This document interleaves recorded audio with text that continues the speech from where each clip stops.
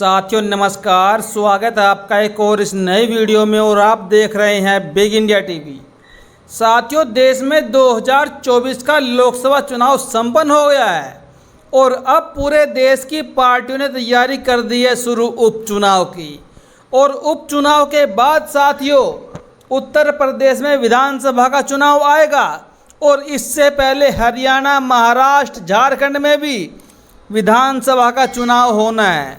लेकिन आज हम बात करने वाले हैं बहन कुमारी मायावती जी को लेकर।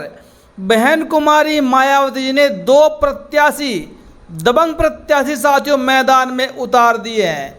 आपको खबर बताऊंगा विस्तार से, बने रहिएगा इस वीडियो में साथियों एंड तक, क्योंकि खबर बहुत ही इंटरेस्टिंग होने वाली है जो कि आपके लिए जानना बेहद ज़रूरी है।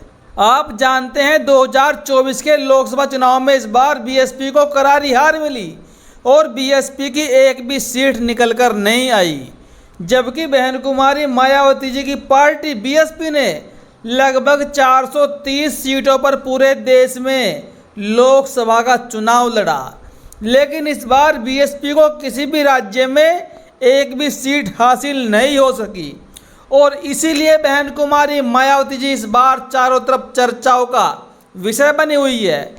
लोग ये कह रहे हैं कि बहुजन समाज पार्टी की मुखिया हार कर भी जीत गई, क्योंकि साथ चुनाव खत्म होने के एक महीने बाद भी लगभग बहन कुमारी मायावती की चर्चा चारों तरफ है और इसलिए बहन कुमारी मायावती ने कुछ ऐसे निर्देश दे दिए, कुछ ऐसे निर्णय ले लिए जो साथियों बहुजन समाज पार्टी को तरक्की के रास्तों पर ले जा सकते हैं। सबसे पहला जो बहन जी ने कार्य किया वो आकाश आनंद को पार्टी का उत्तराधिकारी बना दिया और अब मुख्य रोल पार्टी के अंदर युवा करेंगे, यानी कि आकाश आनंद करेंगे। और 23 जून को होने वाली मीटिंग में बहन जी ने कहा था कि हम अब विशेष रूप से 50% भागीदारी युवाओं को देंगे और बहन कुमारी मायावती ने उसको लागू करना भी शुरू कर दिया। एक जिले का जो जिला अध्यक्ष है बहन कुमारी मायावती ने युवा को मनाया, वो भी आपको बताऊंगा। पहले मैं आपको बता दूं कि दो दबंग प्रत्याशी बहन कुमारी मायावती जी ने उपचुनाव में कौन कौन से तय कर दिए हैं, जिन्होंने अपनी तैयारियां उपचुनाव के लिए तैयारियां शुरू कर दी है। साथियों, पहली सीट है हरिद्वार की सीट, जो कि मंगलौर सीट पड़ती है। आपको मंगलौर सीट के बारे में बताऊं, मंगलौर सीट पर साथियों जब से चुनाव होना शुरू हुआ, या फिर यह कहे कि जब से उत्तराखंड राज्य बना उत्तर प्रदेश से तोड़कर, तब से साथियों इस सीट पर जो चुनाव हुआ उसमें कांग्रेस और बीएसपी का दबदबा रहा। इस सीट पर साथियों 5 बार चुनाव हुआ अब तक और 5 में से 1 बार कांग्रेस का चुनाव जीता और 4 बार यहां पर बीएसपी ने चुनाव जीता। इस सीट पर दलित मुस्लिम समीकरण साथियों काफ़ी आकर्षक है। लगभग यहाँ पर मुस्लिम 45% और दलित यहाँ पर साथियों लगभग 20% और यही कारण है कि ये सीट बसपा के खाते में हर बार जाती रही और बहन कुमारी मायावती ने इस बार भी सीट को पक्का कर दिया जीत के लिए, क्योंकि यहाँ पर बहन कुमारी मायावती जी ने अपने ही प्रत्याशी के बेटे उबैदुर रहमान को प्रत्याशी बनाया है, जो इनके पिता सरवत करीम अंसारी 2022 के विधानसभा चुनाव में जीत कर आए थे। साथियों, उनका निधन होने के बाद ये सीट खाली हो गई और अब इस सीट पर उपचुनाव होना है और इस सीट पर प्रत्याशियों ने नामांकन भी कर दिया है।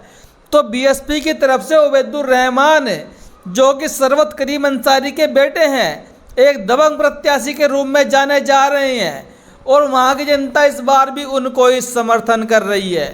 साथियों, इस सीट पर कौन कौन सी पार्टी का कौन सा विधायक किस किस बार जीता, मैं आपको एक बार ये बता देता हूँ।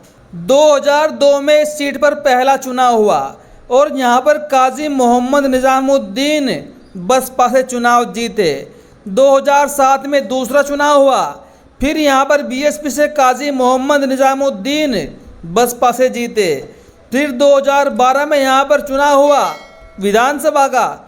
2012 में यहाँ पर बहन जी ने काजी मोहम्मद निजामुद्दीन को टिकट नहीं दिया, सरवत करीम अंसारी को टिकट दिया और फिर यहाँ से बसपा के सरवत करीम अंसारी चुनाव जीते और 2017 में यहाँ पर काजी मोहम्मद निजामुद्दीन कांग्रेस में चले गए और उन्होंने इसको टिकट दिया और फिर यहाँ पर काजी मोहम्मद निजामुद्दीन कांग्रेस से जीते। और फिर 2022 में 5वां चुनाव सरवत करीम अंसारी बसपा से चुनाव लड़े और फिर यहाँ पर इनकी दबंग जीत हुई, जो कि साथ सरवत करीम अंसारी है। लेकिन साथियों अब ये इस दुनिया में नहीं है, दिवंगत हो चुके हैं और बीएसपी ने अब इनके बेटे उबैदुर रहमान को विधानसभा का टिकट दिया उपचुनाव में।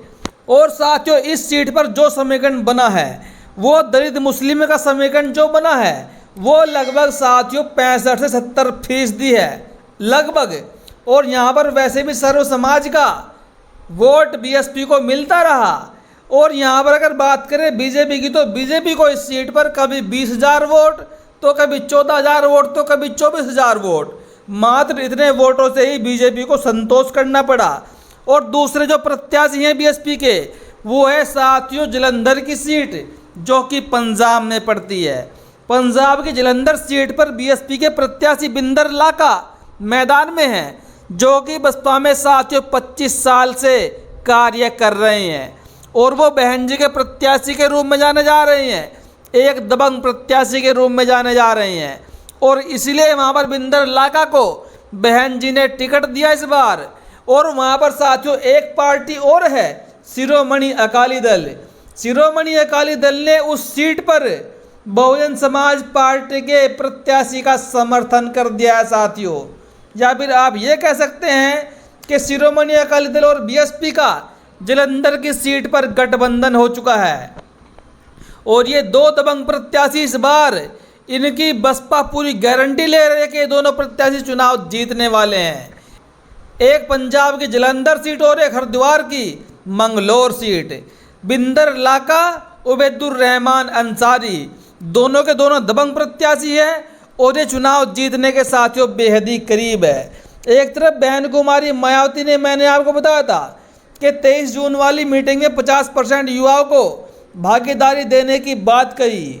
बहन कुमारी मायावती ने इसकी शुरुआत कर दी है और जालौन जिले में एक युवा को जिला अध्यक्ष बनाया गया है साथियों, जिनका नाम जितेंद्र दयालु है। जितेंद्र दयालु को यहाँ पर इस बार 2024 का चुनाव हारने के बाद युवाओं को भागीदारी देने के नाते जालौन जिले का जिला अध्यक्ष बनाया गया है। और इन्होंने भी कहा है कि मैं बहन जी के द्वारा दी गई जिम्मेदारी को पूरी तरह निभाऊंगा। मैं इस जिले में बहुजन समाज पार्टी को मजबूत करने का काम करूंगा। सबसे बड़ी खबर साथियों ये है, साथियों 2024 का लोकसभा चुनाव हारने के बाद बीएसपी की आलोचना भी चारों तरफ हो रही है और जो बहुजन समाज के पत्रकार हैं वो भी बीएसपी की आलोचना कर रहे हैं। जहां पर बीएसपी की कमियां हैं आलोचना करना भी ज़रूरी है साथियों, क्योंकि अगर किसी की आलोचना ना हो तो वो अपने आप को सबसे अच्छा मानने लगता है। और यहाँ पर बहन जी के द्वारा लिए गए कुछ डिसीजन जो गलत साबित हो गए, जिनके कारण इस बार बीएसपी को 0 पर आउट होना पड़ा। लेकिन आने वाला समय बीएसपी का है। मान्यवर साहब काशीराम ने कहा था कि कांग्रेस के बाद बीजेपी का उदय होगा, बीजेपी के बाद बसपा का उदय होगा। और अब बीजेपी अंत की ओर है तो साथियों आने वाला समय बसपा का ही है, यानी कि आने वाला समय बसपा का स्वर्णिम काल आने वाला है। अपनी प्रतिक्रिया ज़रूर दे और अगर हो सके तो हमारे चैनल को आर्थिक सहयोग ज़रूर दे। धन्यवाद।